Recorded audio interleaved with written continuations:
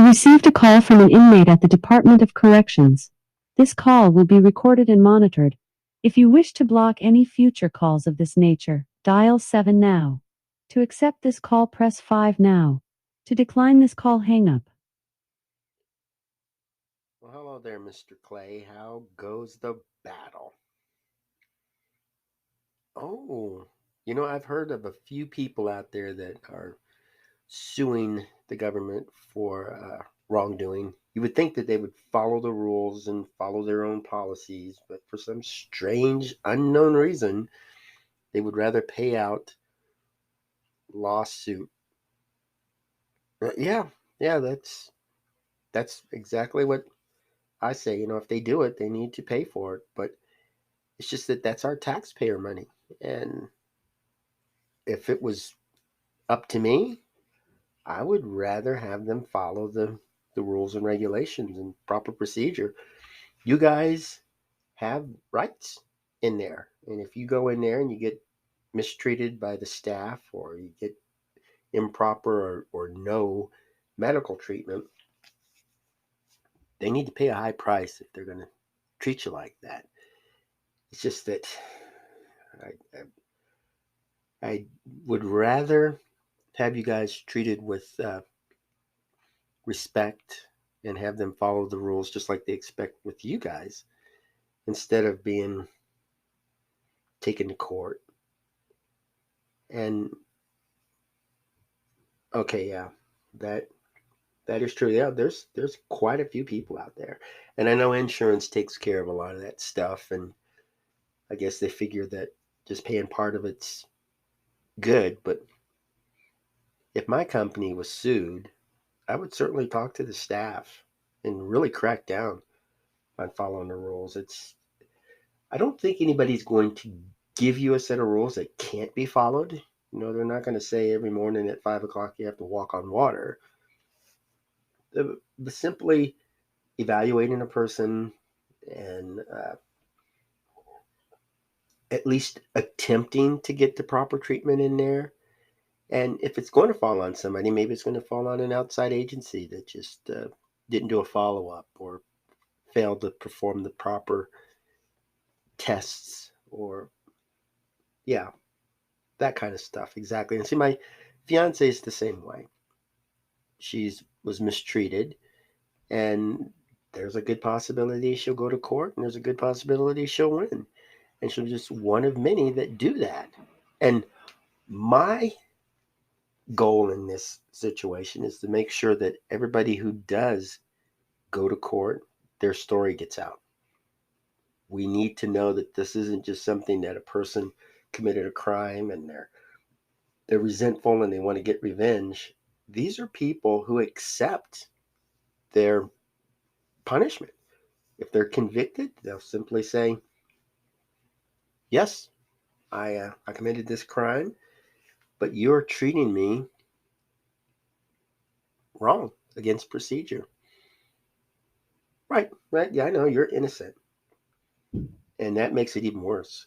And your story is even greater, because there's a few people out there who should not be in prison, and to be treated like that while you're locked up and there's no true evidence of your guilt. The trial was like yours, things were left out or ignored.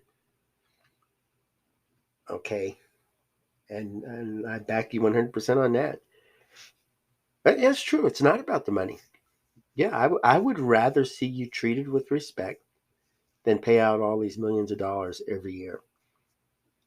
And I'm not sure You have how 60 seconds remaining. this budget is going to be maintained through the years, but that's why we have prison advocates. We got to speak out for you guys. We got to let the public know that their money is not being well spent. Well, that's good.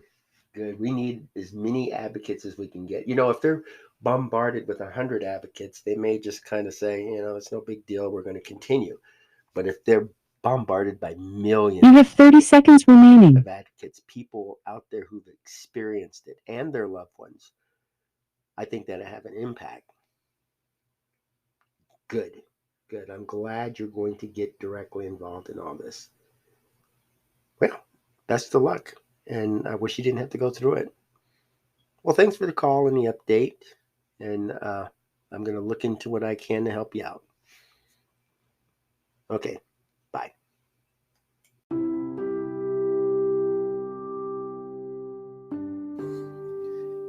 Hello. Welcome to AQS Inmate Call. I am your host, Joel Wilborn. And this is the story about lawsuits, something that's been popping up in my studies here lately. And I just wanted to speak out on this subject matter and give you an idea of what's going on behind the scenes. You know, we see a lot of stuff on the news where a person is mistreated. Usually in the United States, it's a person is mistreated by law enforcement and winds up dying. It's not like this is what's going on all over the United States. It's just that this is something that's big and it's newsworthy. And so we look at that and we think, what a terrible thing. These police officers killed this person who didn't deserve to die. And then it looks like law enforcement is bad. But you got communities where law enforcement will go into schools and give the children advice. They'll help deliver a baby or pull a person from a burning car. There's a lot. I mean, there are millions of instances where law enforcement does an outstanding job, and these people deserve a hug. Yet, because of a few news stories that popped up, and there's not a lot per year, it doesn't happen every day. There's a lot more good than bad. But because of these bad stories, everybody is immediately subject to this cancel culture. All law enforcement is guilty because of a handful of people that just succumb to the same thing anybody else would. You get up in the morning, you go to work, people treat you really bad. Eventually, it's going to affect you. It'll affect you mentally. It affects you physically. It's going to have a toll. And I was in law enforcement. I know how it feels to get constantly bombarded by the public. You guys are more interested in me than catching drug smugglers. You know, it's just more like, where are you getting this information? And it's just the way the media is. Well, we'll say the more the media cover this stuff, the more negativity we get toward it. And that's not what I want. I don't want law enforcement to get the rap on this. They're not scapegoats. And so those few instances where somebody does just snap and there's a terrible consequence, yeah, they need to be sued. There needs to be a lawsuit. There needs to be publicity about it, and the public needs to know.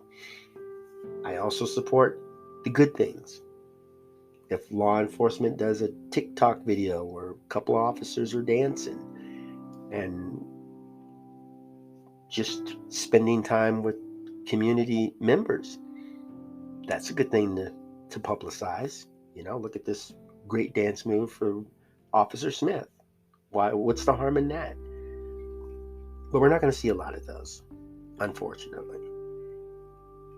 And those are the ones that deserve high praise. Those are the ones where we need to, you know, when I get an opportunity, if a police officer shows up after I call 911, I say thank you. I really do appreciate the fact that they come out there. They've got a busy day. And for me to say, you were slow or you're not taking care of my situation, they're bombarded. And the pressure gets to them, especially when they're understaffed, because people just don't want to join an organization that's constantly under attack like that.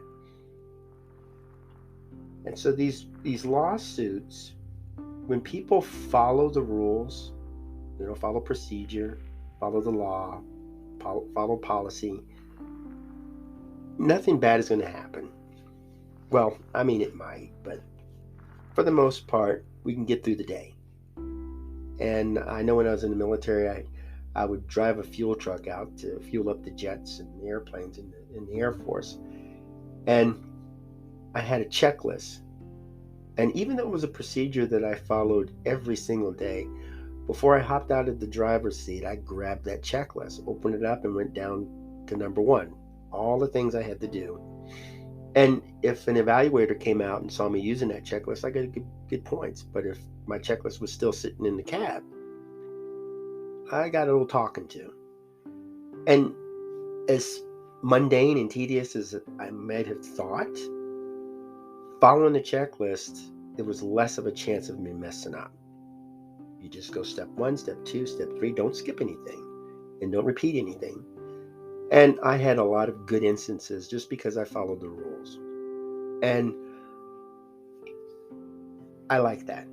And I highly recommend checklist for people. When I was in law enforcement, we arrested a person, they advised that we take a card out of our wallet or pocket or wherever we wanted to keep it and read the Miranda rights. That way we wouldn't have to memorize it, because memorizing it, you may stumble or you might skip something or you might just be way off track. And so there are a few things that we could transform to a checklist. Maybe if there's two officers show up, one of them has the checklist close by. And it's more like, if this person is driving erratically and zipping through crowded areas, you don't pursue them with high-speed chase.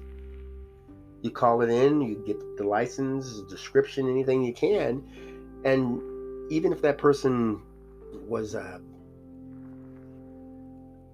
suspect in a mass shooting, it's more important to protect the public than to capture the person right away. If there is a chance that more innocent people could be killed by a police chase, don't do it. And then when the public finds out, this person stopped and maybe went into a house and kidnapped some people, they could look at what's going through the police officer's mind. Yes, we could have run through this crowd of, let's say, people at a park, or we could have stopped. This guy's going to do terrible things no matter what. And putting a full watch, it could be a priority. This person used a weapon, killed a bunch of people, got into a car, took off. The police decided not to chase the person because there were some festivities going on, and the risk was too great to the public. Then when people look at that and see that the police department took that as a priority, they got the sheriff's department, they got the police, they might have gotten some state agencies involved looking for this person, just an all-out search. And if the person is, or if this whole event is broadcast on the news, then a person may likely go into hiding. And so there may not be a kidnapping or more murders, or there may not be a high-speed chase with a car crashing into a school or something. And I like that risk, because the lawsuits against the police department will be minimum in something like that. Not long ago we had a person that a victim called 911. The police officer went out, and the perpetrator was still violent, still causing problems. So the police officer did everything he could to alleviate the tension, to take control of the situation, and this perpetrator refused to follow any of the commands and wound up being shot and killed. And the news wants to go crazy on there's police violence and stuff, but we're thinking, what else could he have done? He did everything by the book. He followed the book, and you're still complaining.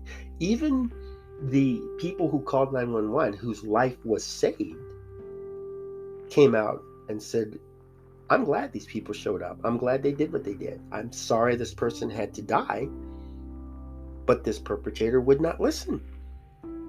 And a lot of these things are because people just don't comply. They want to run. They want to fight. The those instances where a person is sitting at home, eating dinner, watching TV, sleeping, and police come barging in, that's a whole different story. And those are the things we do need to highlight as well. The instance where the police officer walked into the wrong apartment and assumed the person who lived there was an intruder. In her mind, she was protecting her apartment, but she just went overboard. And I think the whole situation was handled properly. These things do happen, and those are the things we need to concentrate on. Not defunding police officers and not suing everybody for doing the proper thing. Now, in the lawsuits I'm familiar with the correctional facilities, somebody has a serious disorder, maybe in a wheelchair, let's say, goes to prison, and the wheelchair is defective, doesn't roll properly, or the seat is torn or damaged. And so the person's asking for another wheelchair to get around. And the state doesn't do it. And the person winds up getting a serious injury. And I could see the family and the victim filing charges against the state for doing something like that. But, if their policy shows that people who come in with medical equipment and medical needs, if they're properly attended to, we won't have these kind of lawsuits. And we have to look at the cost of a lawsuit compared to the cost of providing the policy. In my opinion, people should be put on alternative sentencing. And I think that saves money for a lot of folks. Because if a person stands before the judge, and the judge says, we can send you to prison or we can send you on home monitoring, but you'll have to pay a daily fee to have an ankle bracelet to stay in your home. And you have to comply by the rules and the laws and the policy to stay in that. If the person is really genuine and doesn't want to be in prison and doesn't want any more problems, they'll pay that cost, and they'll follow the rules, and they'll do what's expected of them. And we won't have so many lawsuits because people are following the procedure, the proper procedure. And also, I don't like people going to prison because a lot of the prison guards, they're humans, and they may have their days, good days, bad days. Or there could be a situation they're not prepared for. Maybe training wasn't proper. Maybe a person passes out and they don't know what to do. And, an investigation could show that people weren't properly trained. We need to come up with something to prevent this stuff from happening. Once again, that's my money that's going toward these things. And it's hard to defend somebody who doesn't follow proper procedure. And if the procedure isn't work, we need to change it. Like Malcolm Glasgow said, if we have to keep thinking outside the box, there's something wrong with the box. So let's fix what's really broken. The first step in solving any problem is to identify it. And identifying it could be very difficult to do. And for medical, I think civilian doctors and medical personnel, they want to keep their job. They don't want to be sued or to be criticized in social media or even the mainstream media. And those who really believe in being in the medical profession. They want to help folks. And so they'll do things by the book for the benefit of everybody. And folks inside of prison, when the prison system requires only prison medical personnel can work on this and no civilian, then they got to make sure that these people have all the materials they need and they have that mindset to do this. It's very hard to get anybody that works for the government to do the job when the people in charge don't show any support, don't help them. You do something wrong, we're going to throw you under the bus.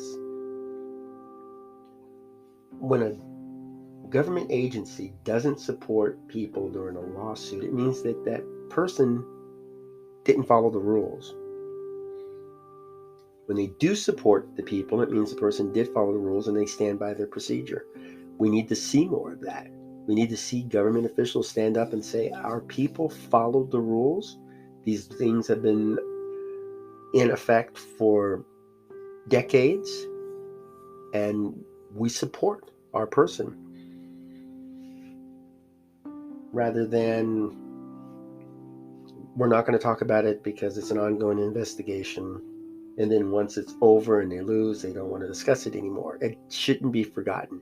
I know out here we want to tear down statues and rewrite history books. History is history. And if we ignore it, forget it, or change it, we're going to continue to do it. In the United States, racism is thought of as being a bad thing. It's not against the law. But if we keep bringing that up, children are going to be thinking, I was growing up loving my classmates, my neighbors, and I didn't care about race or gender identification or religion. I just want to spend time with my friends. But we keep bringing up racism, something that bothered us years ago, then suddenly they're going to be questioning it, of course, because it's in the news. Forget about it. We don't need to be talking about that stuff. We don't need to be agitating people. If we want diversity, let's practice diversity. Let's go out and let's treat people as equals. When a person walks into the room, we should welcome. I could say my friend came over to the party, and we did karaoke and played some board games, and then we had some dinner, and everybody went home. You have no idea what gender, what race, what nationality, anything I'm talking about. I just said my friends. We can't do that in the United States anymore. I would have to say something like, my transgender friend came over and sat down with other Asian Americans and ate Chinese food. Why are these details so important to people? In a case of a crime, they're important. Who attacked you? You can't just say a man or a person, even worse. Try to give as much detail as you can. A tall, skinny white man with a German accent and wearing gloves. There's nothing wrong there. And in medical field, there's nothing wrong either, because if you walk in and they say, what's your race? And you say, I'm an African American, doctors aren't asking you that because they want to separate you. They're asking you that because there's certain historical ailments and conditions that are associated with gender or race, or even religion in some cases. So a lot of these lawsuits are caused by our own, I guess you could say, our way of just not uniting the community. We're just refusing to keep people together. We want to separate everybody. And this just needs to stop. We don't need to find ways to separate. We need to find ways to unite. It's not that hard. And it begins by looking in that mirror and telling that person looking back at you that we're going to do this. We're going to make a difference. We're going to go out there and we're going to treat people like we want to be treated. And we're going to We're going to raise our children not to look at race and gender or anything else, anything that separates us. We're going to look at things that unite us. And yeah, there's going to be people that just don't care. And the reason we didn't make that illegal in the United States is because they have that freedom. If I want to go out and I want to dislike Asian Americans, that's me. As long as I don't go blowing up their religious institutions or attacking them in public, I can sit at home and dislike them all I want. I can even go on social media and just say they're terrible people. And yeah, it makes me not liked by a lot of folks, but they have that right too. They can say, I don't like people who don't like Asian Americans. And as long as I just keep it within the legal confines, I should be able to live my life comfortably. I shouldn't go to work one day and say you're fired because you can't work with Asian Americans. My argument could be, well, it's not that I don't want to work with them or anything. I just don't like associating with them outside of work. It doesn't matter. The public says that you're a bad person, you need to go. And when we cause things like that, people have a tendency to want to go back and get revenge, or they have a tendency of just getting violent and not caring about any of the rules anymore. So let's accept people for who they are and stay within the law. Let's cut back on these lawsuits. And it would be nice to reduce the budget of all these things. Maybe insurance companies say, we're not going to pay all this stuff. You get these millions of dollars of lawsuits. Or maybe jack up their premiums every time they get a lawsuit and lose it. Or even if they win one, still jack it up because they're not doing what they're supposed to do. And eventually, somebody somewhere is going to say it's cheaper to do the right thing than to try to fix the wrong thing. But that's just me. And I'm going to continue to treat people as equal and to fight injustices. And I'm not going to fight freedom of anything. Because as long as it's in the Constitution, I support it. Well, thanks for tuning in.